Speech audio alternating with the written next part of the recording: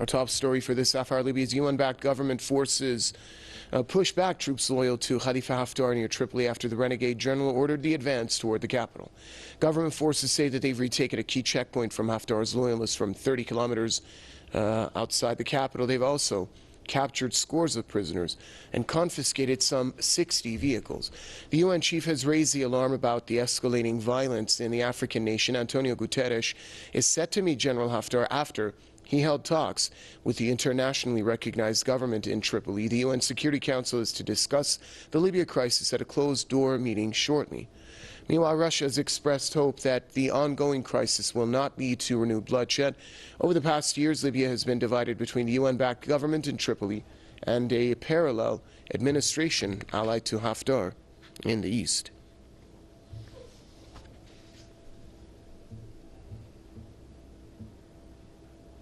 Investigative journalist Tony Gosling joins us now from Bristol.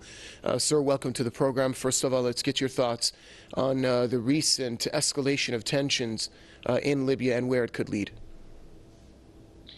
Well, isn't it interesting? In Africa, Libya has gone from the lowest infant mortality rate, one of the best standards of living, to zero, to total chaos.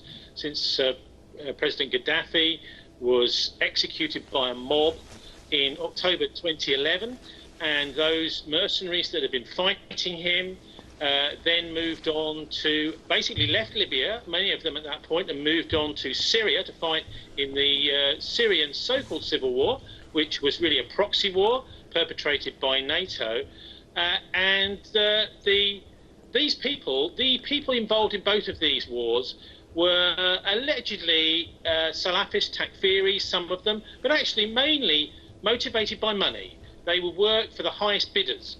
And now we have, and also, of course, at the time, there was this chant that went out, Gaddafi has to go, Gaddafi has to go, which was literally 24/7 here on the Western media. Now the state is in total chaos. We hear very, very little about Libya. That's very convenient, isn't it? But this idea of regime change, we first had it with, well, the main people, of course, were Saddam has to go, Assad has to go, now it's Maduro has to go.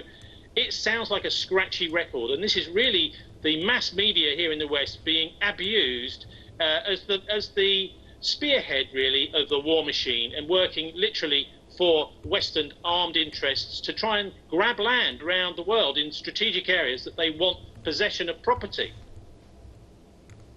And what about the role of the United Nations here? Can it do anything to halt these tensions? We know that the United Nations Security Council will be holding a meeting on Libya, and also, if I'm correct, Antonio Guterres is also set to meet General Khalifa Haftar. What is to come of that? Well, we have a major problem with the UN in that the Security Council is in hierarchy above the General Assembly. Now, the General Assembly represents all nations, much better represents public opinion around the world, whereas the Security Council represents the armed interests. And I think really there needs to be a very, very good look at the way the UN operates, because there is really little point in making these statements without something to back them up. In theory, when the UN was conceived, UN armed forces would go and back up decisions made by the General Assembly. I mean, this sort of thing has happened in many places around the world, but really only with the consent of the Security Council, which is a great pity. I would like to see the military and the armed wings of the UN subservient to the political wing, that is to say, the ordinary representatives of people and ambassadors from countries all around the world,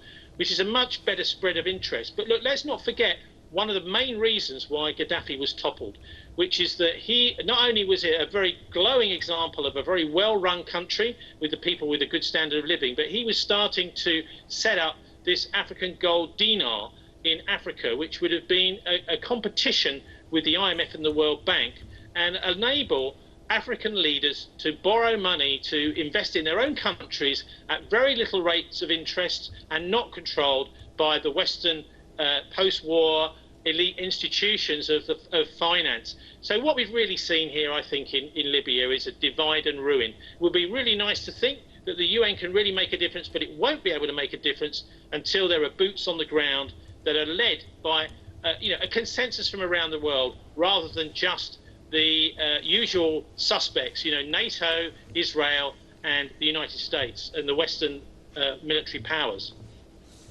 Thanks a lot, Mr. Gossing. Investigative journalist Tony Gossing joining us from Bristol.